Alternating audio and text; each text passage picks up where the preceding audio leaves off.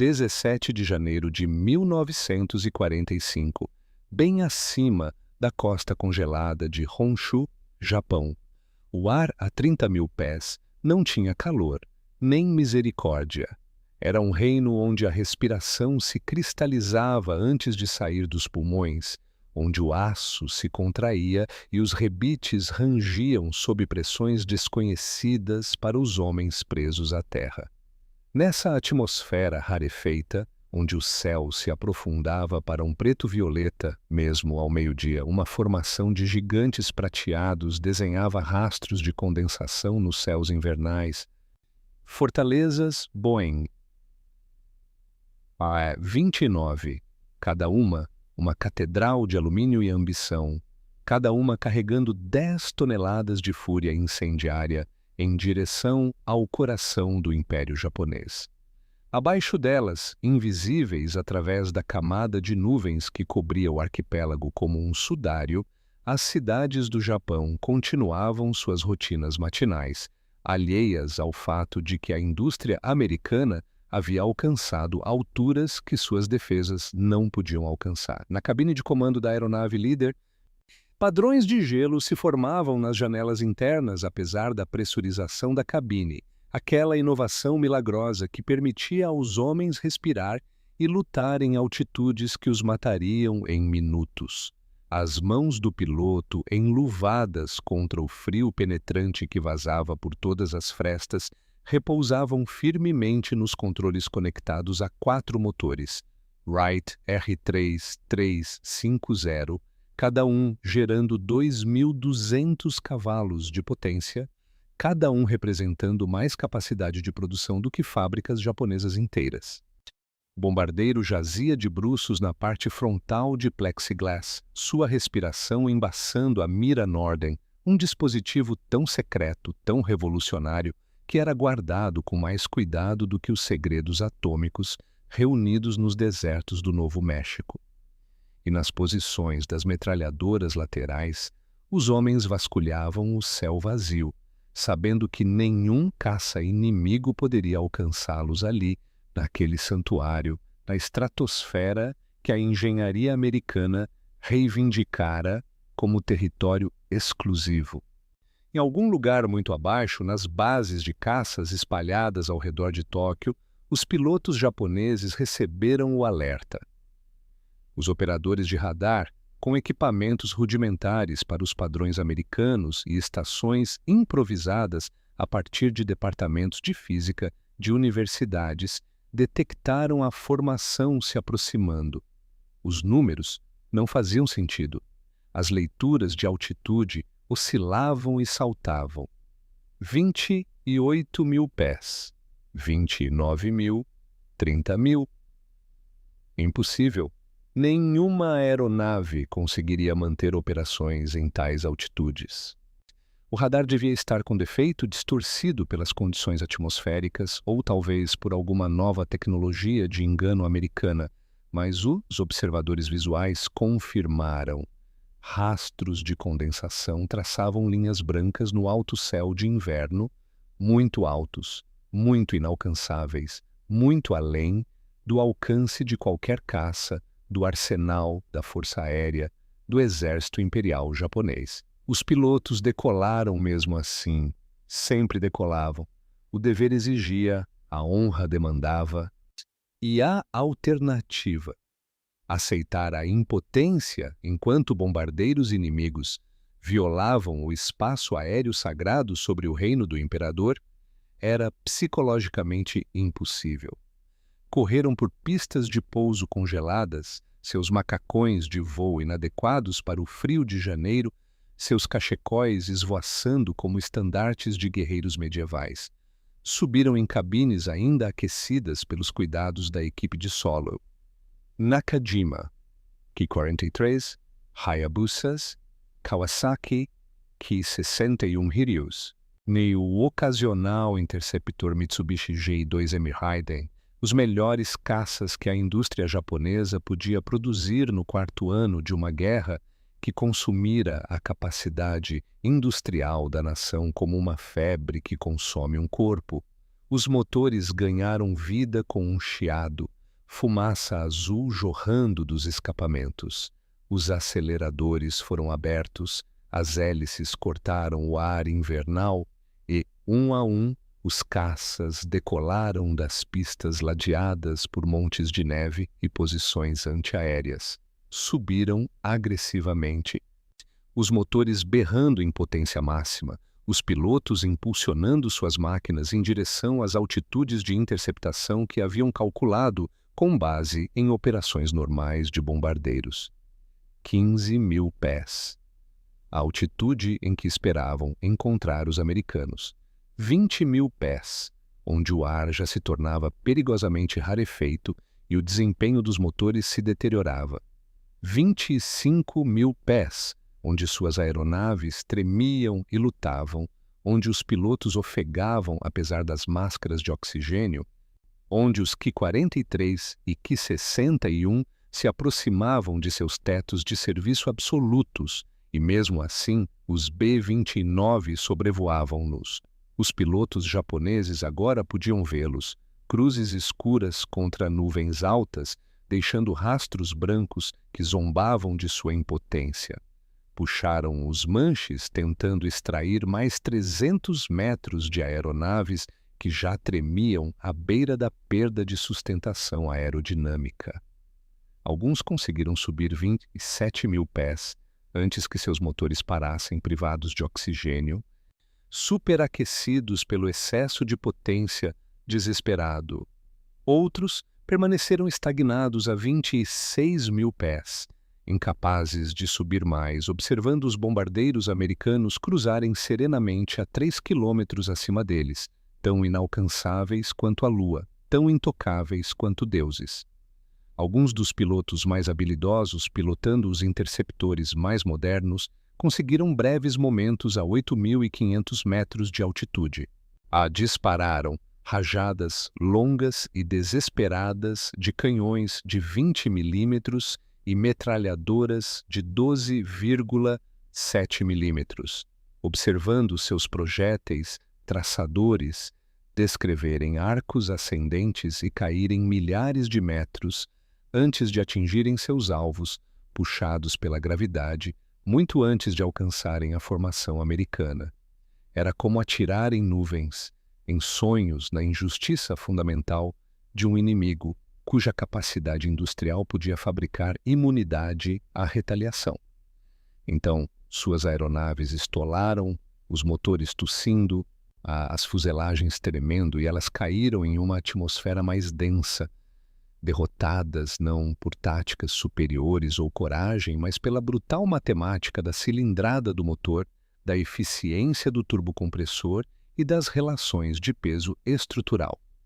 As tripulações dos B-29 mal notaram as tentativas de interceptação. Os artilheiros de cauda relataram contatos, minúsculos pontos abaixo deles, deixando rastros de finos jatos de exaustão desaparecendo após passagens de tiro infrutíferas.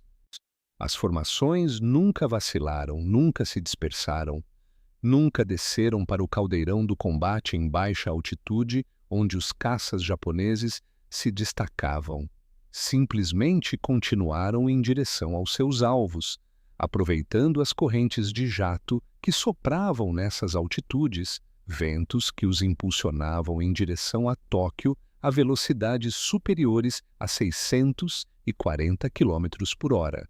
Não era assim que os pilotos japoneses haviam imaginado a guerra. 4 anos antes, quando os porta-aviões do almirante Isoroku Yamamoto lançaram seu ataque contra Pearl Harbor, os aviadores navais japoneses eram os pilotos de combate mais experientes do mundo.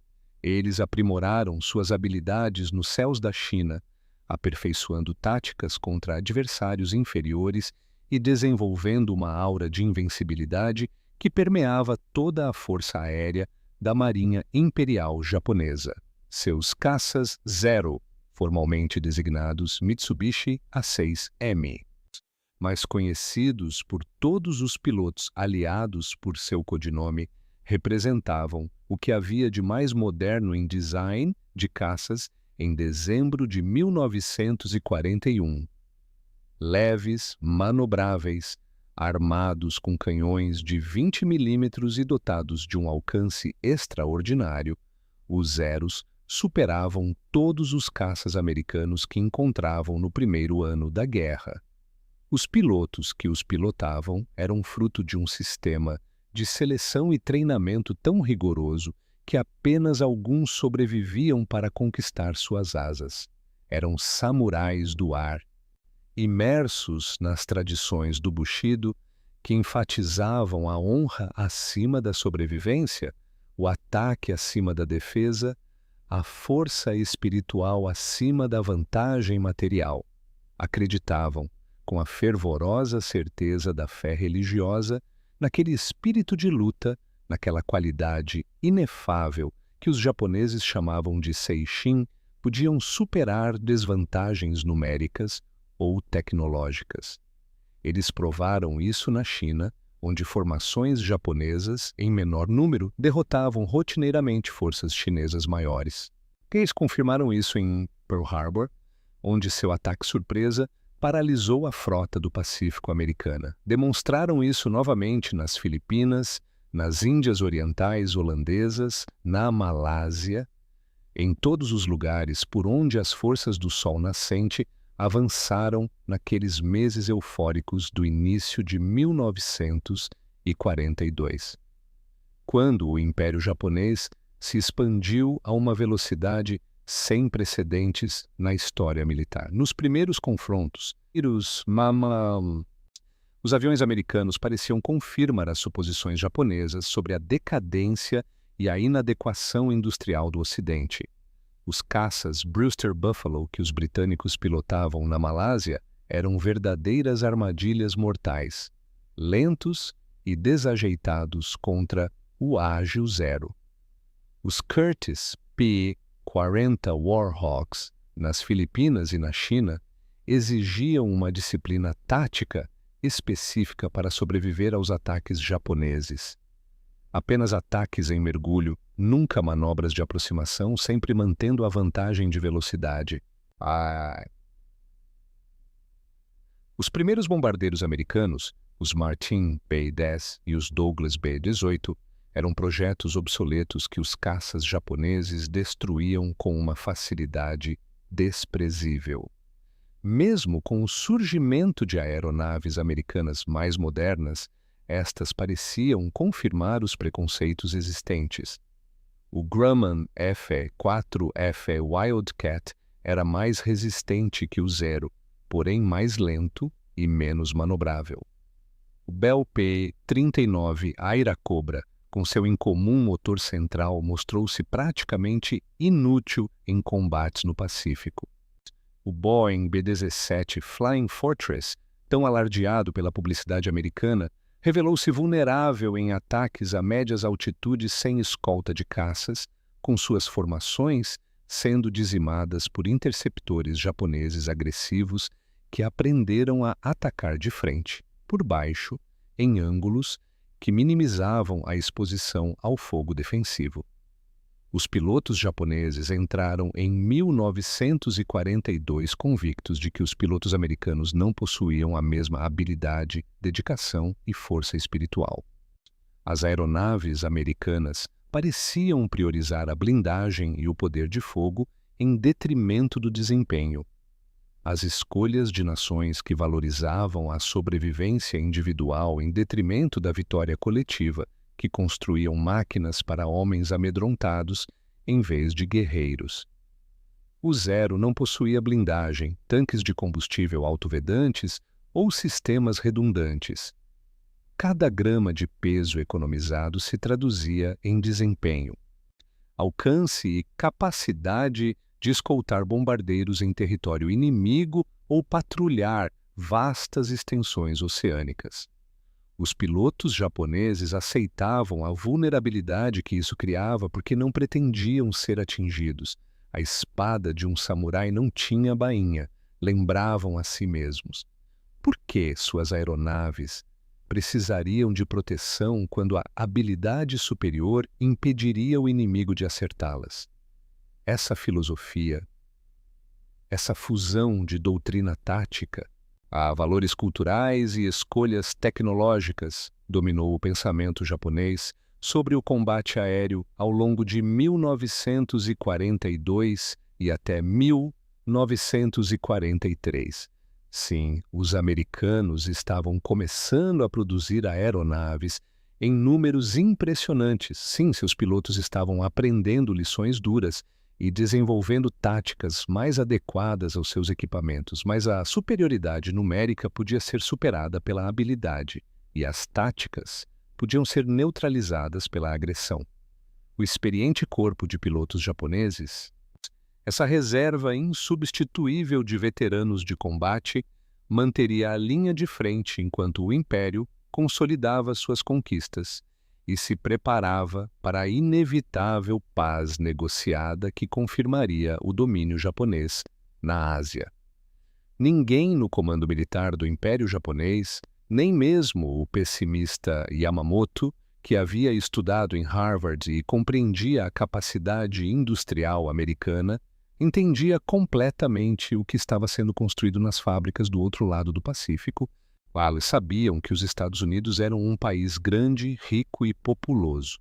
Aceitavam que a produção bélica americana acabaria por superar a do Japão, mas concebiam a diferença em termos de múltiplos, né? Talvez o dobro de aeronaves, talvez o triplo. Mesmo as estimativas mais pessimistas, aquelas que os oficiais superiores descartavam como derrotistas, não captavam a realidade do que a indústria americana poderia alcançar quando totalmente mobilizada.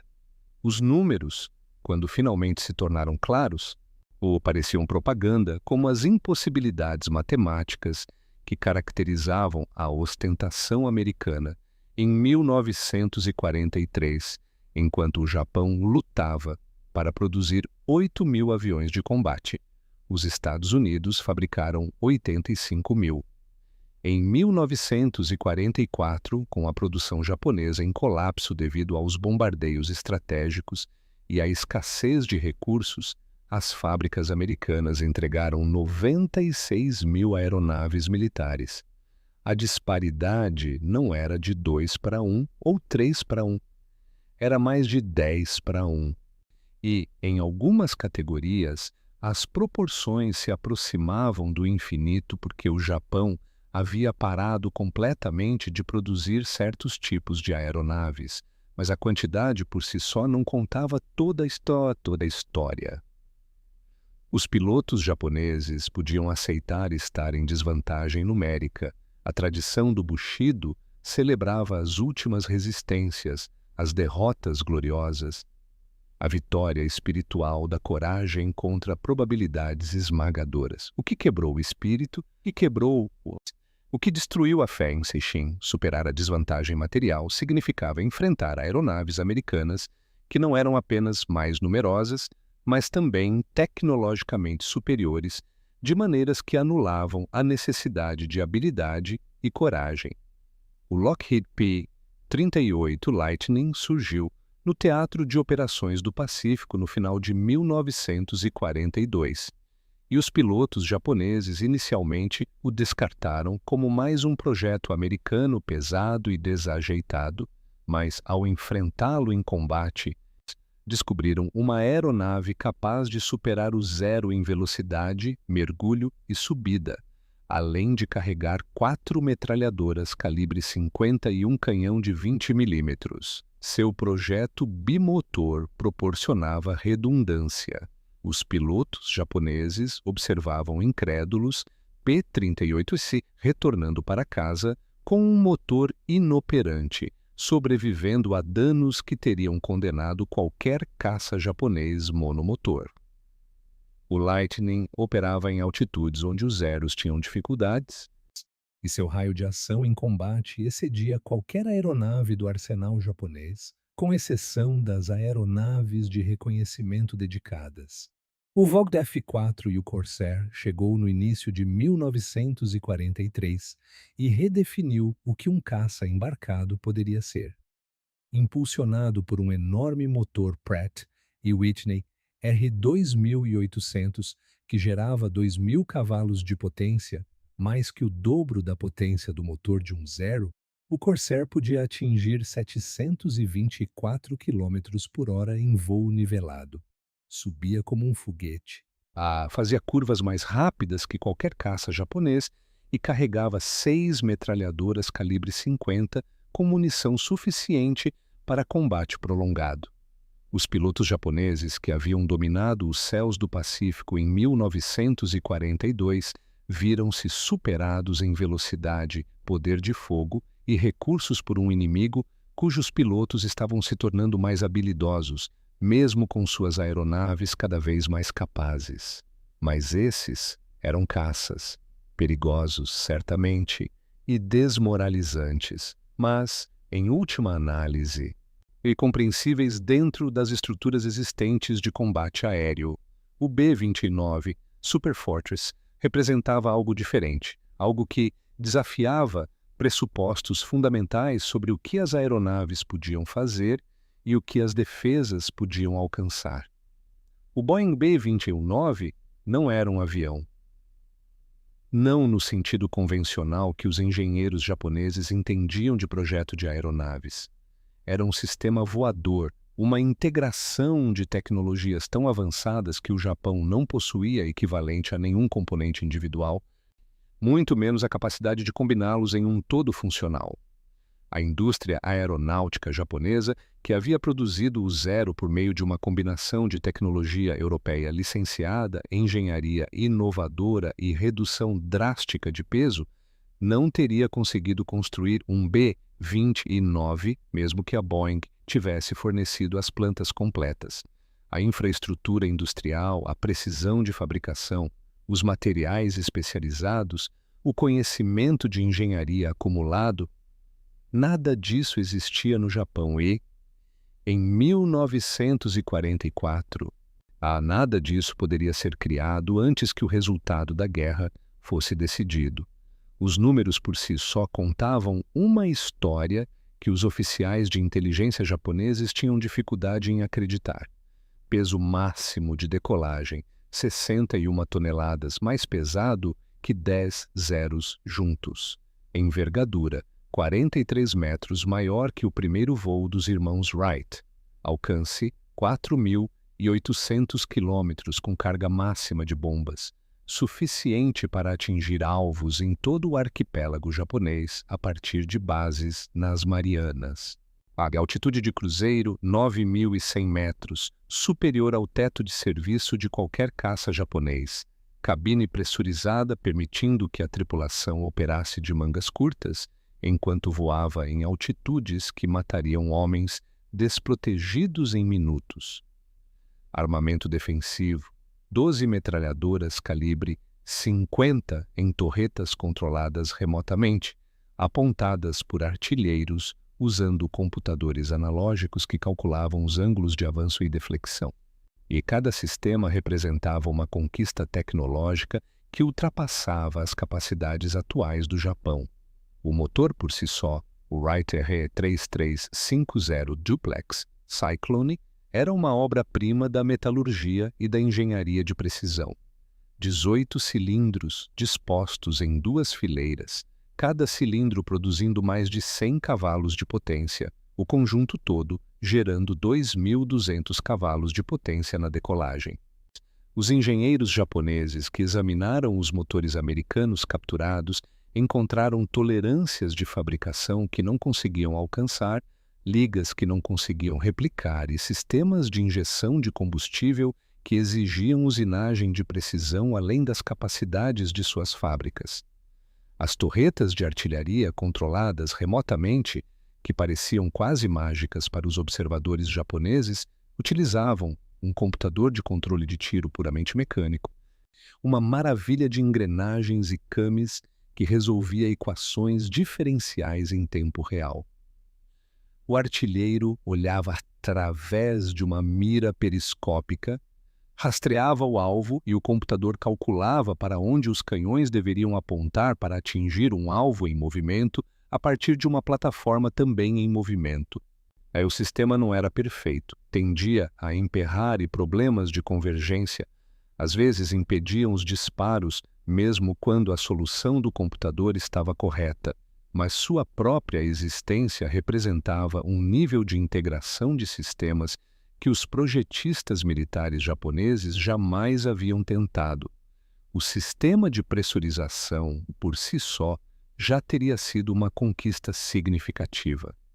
Aeronaves anteriores de grande altitude, os Wellingtons britânicos, os Heinkel e 177 alemães, exigiam que os tripulantes usassem máscaras de oxigênio e trajes aquecidos em grandes altitudes. A cabine do B-29 mantinha uma pressão equivalente a 8.000 pés, mesmo voando a 30.000 pés de altitude real. Os tripulantes trabalhavam com relativo conforto, sua eficiência se mantinha durante longas missões, suas decisões não eram afetadas pela hipóxia e seus corpos não ficavam exaustos por horas de frio e privação de oxigênio. Quando as primeiras notícias sobre um novo bombardeiro americano de longo alcance em desenvolvimento chegaram ao Japão, a inteligência militar descartou as especificações divulgadas como propaganda. Nenhuma aeronave seria capaz de transportar 5 toneladas de bombas por 3.000 milhas. Nenhum bombardeiro conseguiria voar a 30.000 pés de altitude. Nenhuma aeronave poderia ser totalmente pressurizada, permitindo que a tripulação operasse sem oxigênio suplementar. Essas afirmações contrariavam o entendimento dos engenheiros japoneses sobre o que era tecnicamente viável com a tecnologia da época. Em junho de 1944, o primeiro B-29 atacou Bangkok a partir de bases na Índia. Observadores japoneses que examinaram os danos e entrevistaram testemunhas tiveram dificuldade em compreender o que haviam descoberto. Em agosto, B-29s atacaram a siderúrgica Showa Kyushu a partir de bases em Chengdu, lá na China, uma missão que exigiu que os bombardeiros percorressem 3.542 quilômetros, ida e volta. Os ataques foram de pequena escala, mais simbólicos do que devastadores, mas comprovaram que as especificações relatadas eram reais. Em novembro de 1944, a situação estratégica mudou fundamentalmente.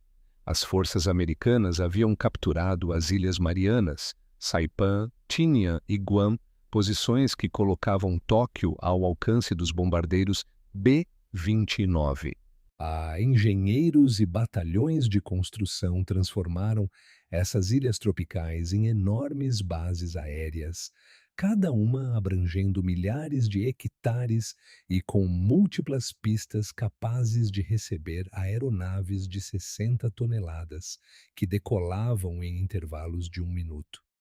O esforço logístico superou qualquer coisa que o Japão pudesse ter realizado, mesmo em tempos de paz. Depósitos de combustível com milhões de litros de gasolina de aviação, bunkers de munição abastecidos com incendiários e explosivos de alto poder, instalações de manutenção equipadas com ferramentas especializadas e alojamentos para 50.000 militares americanos por ilha. O primeiro ataque aéreo de Tóquio a partir das Marianas ocorreu em 24 de novembro de 1944. 111 bombardeiros B-29 atingiram a fábrica de motores de aeronaves Musashi. Caças japoneses decolaram para interceptá-los e, pela primeira vez, os pilotos se depararam com a força dos novos bombardeiros americanos sobrevoando seu território. O que eles descobriram naquele dia, o que relataram aos comandantes que mal acreditavam em suas avaliações, remodelaria a doutrina de defesa aérea japonesa e destruiria o que restava da fé na aviação. Seishin superando a vantagem material. Os B-29 voavam a altitudes entre 27.000 e 32.000 pés. A maioria dos caças japoneses mal conseguia atingir 25.000 pés. E aqueles que lutavam para alcançar altitudes maiores descobriam que seus controles eram imprecisos, seus motores sofriam com a falta de oxigênio e seus pilotos sofriam de hipóxia, apesar dos sistemas de oxigênio. Alguns pilotos em interceptores mais modernos o Kawasaki Ki-60 com seu motor mais potente, o Mitsubishi G2M Raiden, projetado especificamente para interceptação em grandes altitudes, conseguiram atingir a sua altitude de combate. Eles se aproximaram o suficiente para atirar e descobriram que o armamento defensivo do B-29 podia atingi-los a distâncias que pareciam impossíveis. As torretas controladas remotamente rastreavam os alvos com precisão mecânica. Os artilheiros, protegidos dentro da cabine pressurizada e observando seus alvos através de miras periscópicas, abriam fogo a distâncias superiores a 800 jardas. A rajadas de balas calibre 50, cada uma quase tão grande quanto os projéteis de 20 milímetros que os caças japoneses carregavam, convergiam de múltiplas torretas. O sistema de controle de tiro permitia que os artilheiros em diferentes posições se concentrassem em alvos individuais, criando campos de fogo cruzados que se mostravam devastadoramente eficazes. Os pilotos japoneses que sobreviveram a esses encontros relataram sentir-se como se estivessem lutando contra uma fortaleza, um castelo voador cujas muralhas estavam repletas de armas.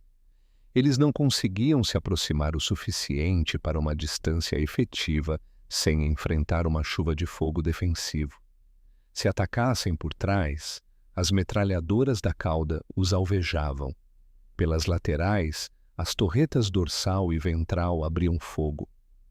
Por baixo, tradicionalmente um ângulo de aproximação seguro, pois a maioria dos bombardeiros tinha pontos cegos, a torreta remota, na posição inferior traseira, os rastreava durante toda a trajetória de ataque. Mesmo quando os atacantes conseguiam romper o fogo defensivo e acertar alvos, descobriam que o B-29 era de uma resistência quase incompreensível. Os caças japoneses carregavam dois tipos de munição, metralhadoras de 7,7 milímetros, praticamente inúteis contra bombardeiros pesados, e canhões de 20 milímetros, que tinham munição limitada e sofriam com baixa velocidade inicial e trajetória. Os projéteis de 20 milímetros que atingiam os B-29, e muitos atingiam, pois os pilotos japoneses eram habilidosos e determinados, frequentemente não causavam danos críticos. A estrutura do bombardeiro era extremamente redundante. Seus tanques de combustível eram autovedantes e seus motores capazes de funcionar mesmo após sofrerem danos significativos. Os pilotos observavam seus projéteis de 20 milímetros faiscarem contra a fuselagem prateada do B-29.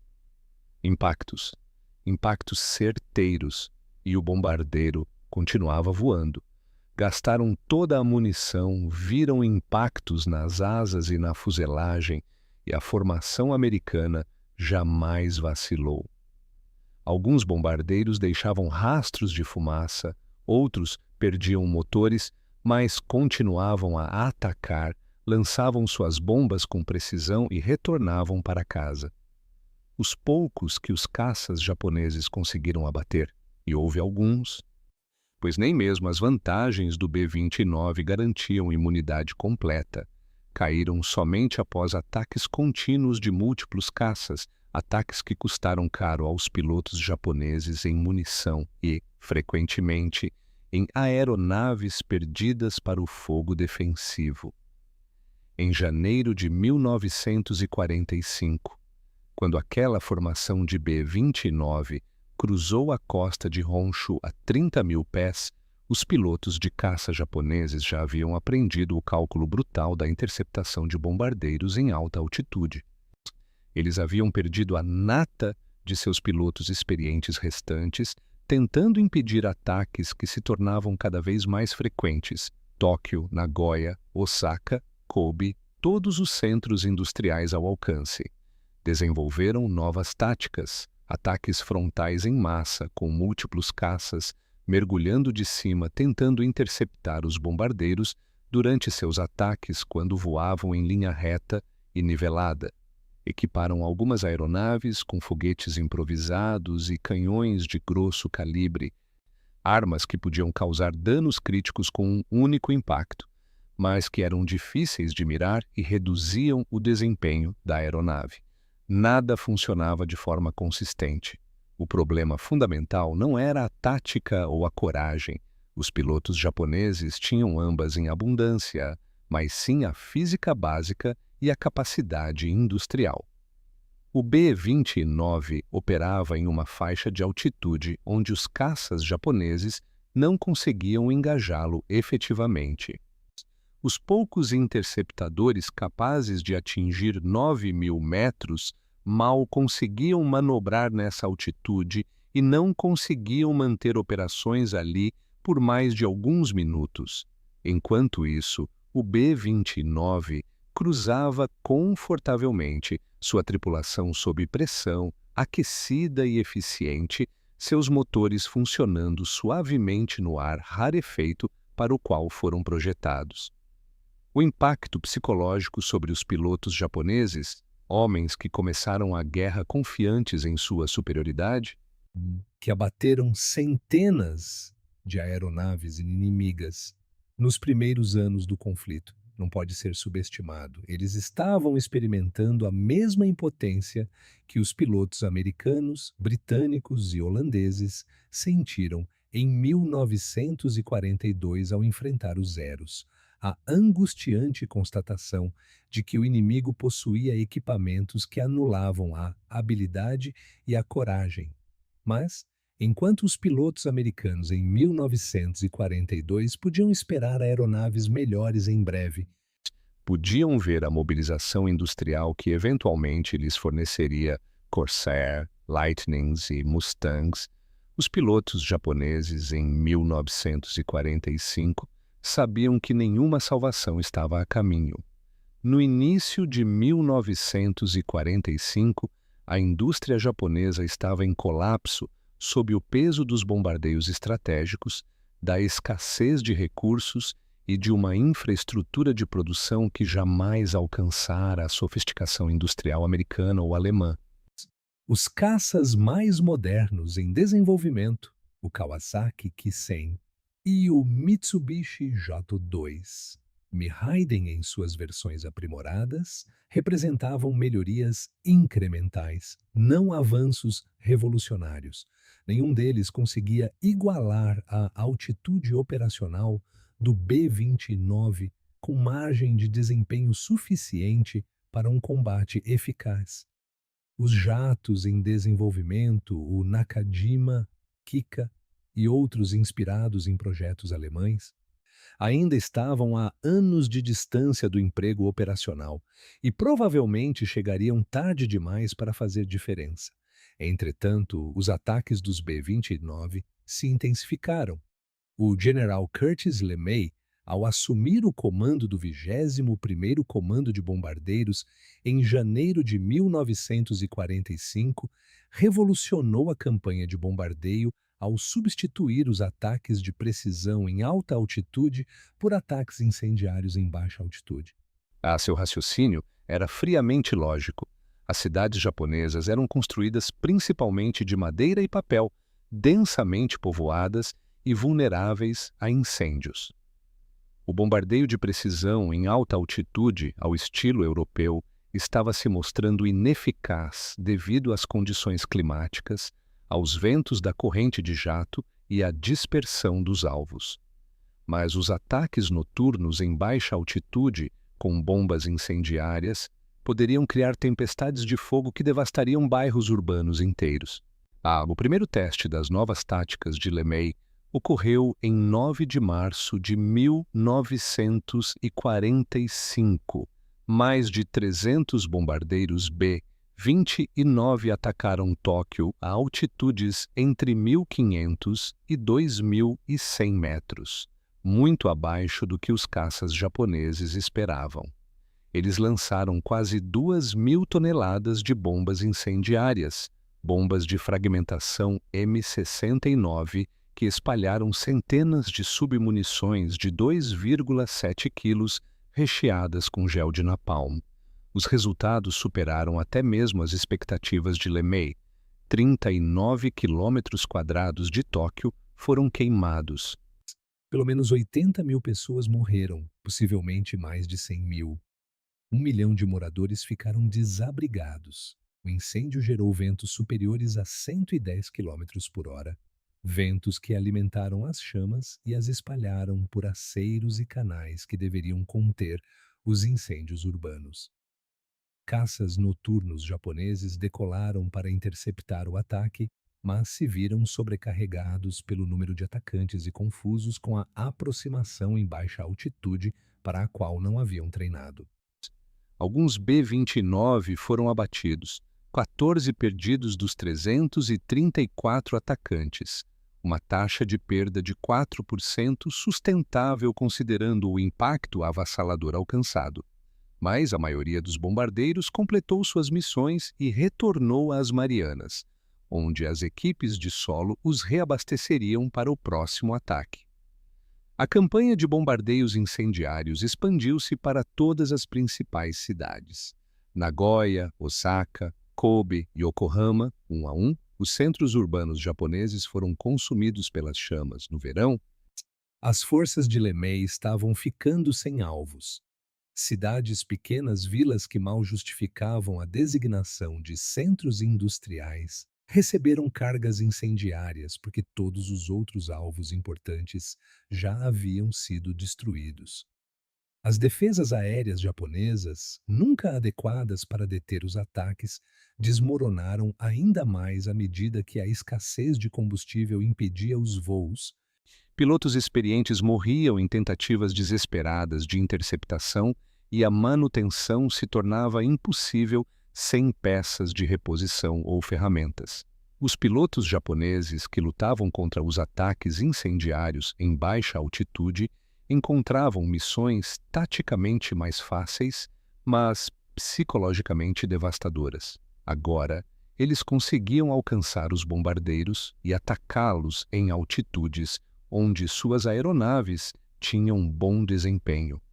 Mas cada interceptação significava voar através da fumaça de cidades em chamas, ver bairros inteiros transformados em paredes de fogo e compreender com uma certeza visceral que não podiam impedir aquilo. Podiam abater um bombardeiro, talvez dois se fossem habilidosos e tivessem sorte, mas outros 300 completariam suas missões. A cidade queimaria, as pessoas morreriam, e em 1 semana, 2 semanas ou 1 mês, os bombardeiros retornariam para incendiar outra cidade. Nos últimos meses da guerra, alguns pilotos começaram a realizar ataques de abalroamento, colisões deliberadas contra bombardeiros B-29, trocando suas vidas pela destruição de um único bombardeiro. Era a expressão máxima de Seishin, era um espírito de luta sem limites impostos por considerações materiais e representava completo desespero. Um zero custava talvez $50 mil para produzir, menos se não se considerasse o investimento em infraestrutura necessário para sua fabricação. Um B-29 custava $600 mil, sem contar as bombas, o combustível e a tripulação treinada. Mas a troca não era econômica, era a aritmética da impotência, o cálculo de que o sacrifício individual poderia, de alguma forma, se acumular em sobrevivência coletiva. Não funcionou. A capacidade industrial americana repôs os B-29 perdidos mais rapidamente do que os ataques de abalroamento conseguiam destruí-los. Em meados de 1945, os Estados Unidos produziam mais B-29 por mês do que o Japão havia destruído em toda a campanha. Enquanto isso, a indústria americana preparava a próxima geração. O Convair B-36, um bombardeiro ainda maior que o B-29, projetado para transportar 10 toneladas de bombas por distâncias intercontinentais. Se, de alguma forma, o Japão sobrevivesse à campanha dos B-29, se, de alguma forma, as ilhas japonesas conseguissem resistir à invasão, bombardeiros ainda maiores surgiriam. capazes de causar ainda mais destruição, operando a altitudes superiores a 30 mil pés. O peso simbólico, a altitude operacional do B-29 ia além das considerações táticas. 30 mil pés representavam mais do que apenas uma altitude. Era um limiar tecnológico e industrial que separava as superpotências modernas das potências regionais, que distinguia as nações capazes de sustentar uma guerra global daquelas cujo alcance excedia sua capacidade industrial. Operar a 30 mil pés exigia não apenas aeronaves capazes de atingir essa altitude, mas sistemas inteiros capazes de sustentar operações ali. Exigia combustível em quantidades que o Japão, bloqueado e bombardeado, não conseguia mais produzir. Exigia infraestrutura de manutenção, ferramentas especializadas, técnicos treinados, peças de reposição em grandes quantidades. Exigia programas de treinamento que pudessem formar equipes capazes de operar sistemas complexos sob pressão. Exigia redes logísticas que pudessem transportar milhões de toneladas de suprimentos através de distâncias oceânicas. Acima de tudo, exigia uma base industrial que pudesse fabricar milhares de aeronaves complexas simultaneamente, além de produzir navios, tanques, caminhões, artilharia, munição e todos os outros componentes essenciais da guerra moderna. Em 1945, o Japão não possuía nenhuma dessas capacidades na escala necessária. A infraestrutura industrial do país, jamais comparável à capacidade de produção americana ou alemã, mesmo em tempos de paz, havia sido sistematicamente destruída pela campanha de bombardeios que não conseguiu deter. A frota mercante que abastecia a economia jazia enferrujando no fundo do Pacífico, destruída por submarinos americanos que operavam com quase total impunidade. Os campos de petróleo das Índias Orientais holandesas, conquistados a um custo tão alto em 1942, eram inacessíveis. E sua produção não conseguia chegar às ilhas principais devido aos bloqueios submarinos americanos. A produção de gasolina de aviação havia entrado em colapso. A produção de alumínio havia cessado. A economia estava retornando à subsistência, agricultores estocando arroz, operários catando sucata de metal, civis preparando lanças de bambu para a esperada invasão americana. Nesse contexto de colapso material generalizado, a imagem dos B-29 cruzando intocáveis a 30 mil pés carregava um enorme poder simbólico. Cada ataque demonstrava não apenas a superioridade tecnológica americana, mas também o desequilíbrio industrial fundamental que condenara o esforço de guerra japonês desde o início. O almirante Yamamoto havia alertado sobre o despertar de um gigante adormecido, sobre a impossibilidade de alcançar a vitória total contra um inimigo com 10 vezes a capacidade industrial do Japão. O B-29 mais do que qualquer outro sistema de armas, confirmou seu pessimismo. As aeronaves que os pilotos japoneses não conseguiam alcançar a 9.000 metros de altitude eram movidas por motores que consumiam mais combustível por missão do que as cidades japonesas recebiam em uma semana. Um único ataque de B-29, a partir das Marianas, exigia apoio logístico equivalente ao abastecimento de uma divisão de infantaria japonesa por um mês. As bases nas Marianas, construídas em meses por batalhões de engenharia americanos, representavam mais concreto e aço do que o Japão havia usado em construções militares durante toda a guerra. Todos os aspectos da campanha do B-29 demonstravam a abundância americana em combustível, em bombas, em aeronaves, em pessoal treinado e evidenciavam a carência japonesa.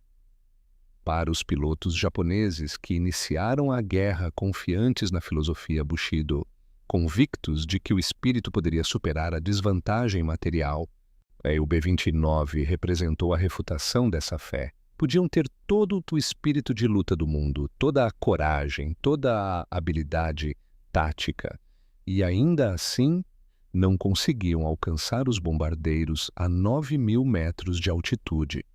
Seus Zeros, Ki-43 e Ki-61, projetados com peso mínimo para maximizar o desempenho, não conseguiam manter operações em altitudes onde as aeronaves americanas voavam confortavelmente. Seu treinamento, que enfatizava agressividade e manobras, se tornou-se irrelevante quando não conseguiam atingir a altitude de combate. Alguns pilotos japoneses, refletindo nos últimos meses da guerra, reconheceram o B-29 como uma vindicação da filosofia de projeto americana. Os americanos haviam construído aeronaves pesadas com sistemas redundantes, blindagem e tanques autovedantes, motores potentes e estruturas robustas. Todas as características que os projetistas japoneses haviam sacrificado em prol do desempenho.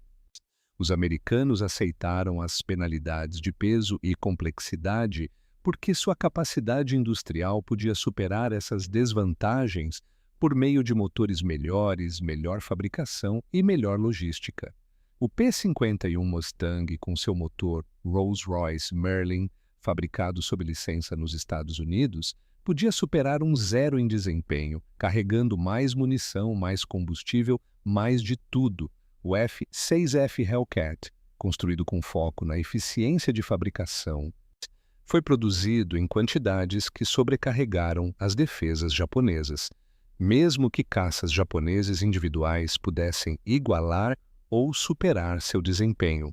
Esta foi a lição escrita nos rastros de condensação a 30.000 pés, que na guerra industrial, a capacidade industrial determinava os resultados mais do que o espírito de luta ou a inovação tática.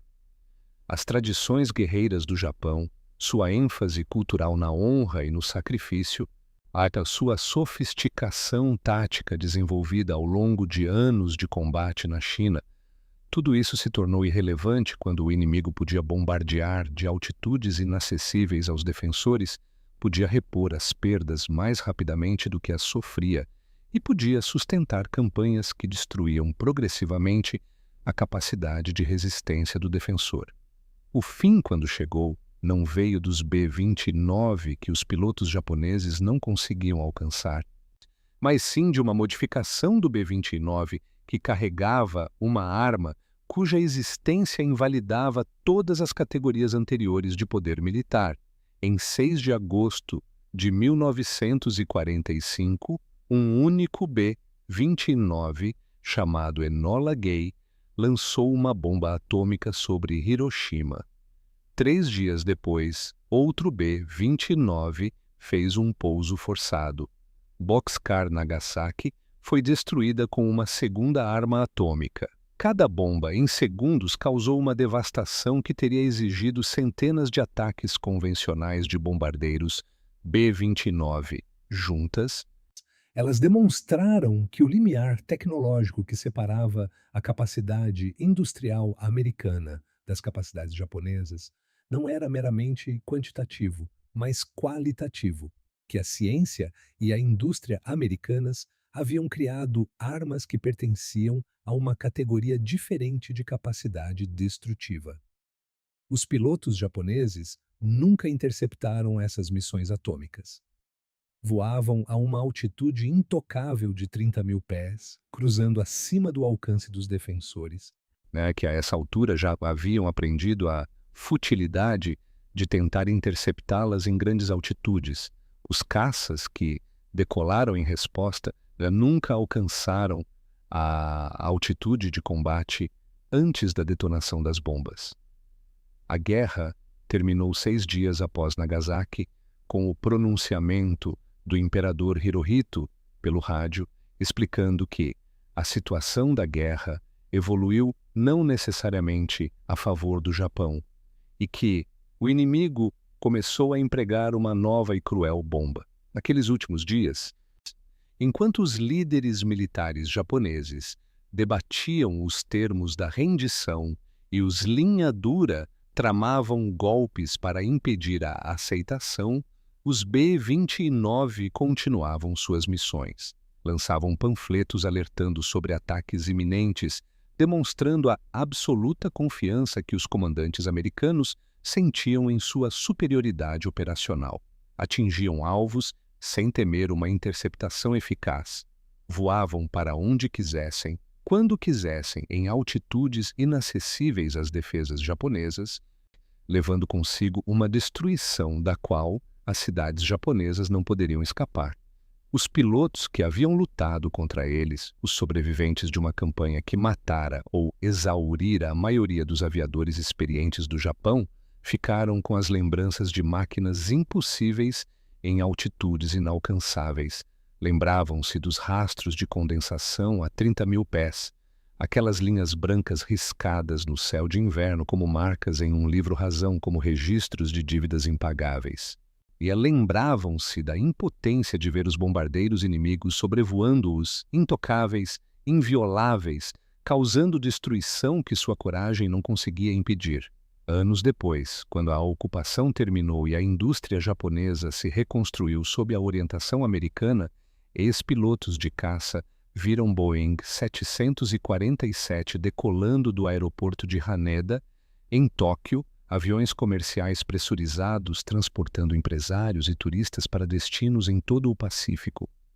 Esses aviões deviam sua existência às tecnologias pioneiras do B-29, os sistemas de pressurização, os motores de alta altitude, a integração de sistemas que permitia a operação confiável em ambientes hostis à vida humana. O B-29 não foi apenas uma arma, mas um arauto, um anúncio de que a aviação havia entrado em uma nova era onde altitude, alcance e complexidade dos sistemas determinavam a capacidade. Os antigos pilotos, observando aqueles aviões comerciais subirem em direção a altitudes de cruzeiro acima de 30.000 pés, às vezes se lembravam de janeiro de 1945, lembravam-se de lutar para alcançar a altitude de combate em aeronaves que tremiam e rangiam a 25.000 pés, lembravam-se de observar os rastros de condensação acima deles que indicavam os bombardeiros americanos que eles não conseguiam alcançar. Eles se lembravam do momento em que sua fé em Seishin destroçaram-se diante da realidade da capacidade industrial, quando perceberam que coragem sem capacidade era apenas outra forma de impotência, que honra sem vitória era apenas derrota estetizada. A lição escrita nos rastros de condensação a 30.000 pés era simples e brutal. A guerra moderna recompensava a capacidade industrial mais do que a virtude marcial. A nação capaz de fabricar imunidade à retaliação inevitavelmente prevaleceria sobre a nação que construía belos e frágeis caças para guerreiros fadados ao fracasso. Os B-29 que os pilotos japoneses jamais alcançaram tornaram-se símbolos não da crueldade americana ou da inadequação japonesa, mas da verdade fundamental que determinou o resultado da Guerra do Pacífico, que quando gigantes industriais lutavam a nação com fábricas maiores, melhor engenharia e recursos mais amplos acabaria por construir armas que a coragem sozinha não seria capaz de derrotar. O céu a 30.000 pés, onde a respiração se cristalizava, os motores trabalhavam arduamente e os homens só conseguiam sobreviver em casulos pressurizados, tornou-se território americano não por conquista, mas por meio do desenvolvimento industrial. Os pilotos japoneses aprenderam a observar aqueles rastros de condensação no alto com a compreensão impotente que acompanha a assimetria absoluta. Que o inimigo voava onde eles não podiam alcançar, bombardeando o que não podiam defender, demonstrando diariamente que a guerra estava perdida não em uma única batalha, mas no equilíbrio de fábricas, forjas e fundições que sempre pendeu esmagadoramente para a abundância americana. Essa compreensão, esse conhecimento amargo adquirido a um custo terrível, tornou-se o legado final dos pilotos que outrora acreditaram que o espírito poderia vencer o aço, que corações combativos poderiam rivalizar com linhas de montagem, que o caminho do guerreiro triunfaria sobre a precisão do engenheiro. A 30.000 pés, onde o céu se aprofundava em um tom violeta e o ar não tinha calor, a indústria americana escreveu seu veredicto em rastros de condensação e fogo, em alumínio e bombas incendiárias, no rugido de motores de 18 cilindros que consumiam mais combustível do que as cidades japonesas recebiam, em bombardeiros que os caças japoneses podiam ver, mas nunca alcançar, nunca deter, nunca derrotar. A própria altitude tornou-se monumento e epitáfio, um teto de 30.000 pés que marcava a altura exata onde as ambições japonesas encontravam a capacidade americana e descobriam que a lacuna não poderia ser transposta por coragem, a táticas ou sacrifício, apenas por capacidades industriais que o Japão jamais possuíra e, em 1945, jamais adquiriria antes que o fim da guerra tornasse todos esses cálculos obsoletos.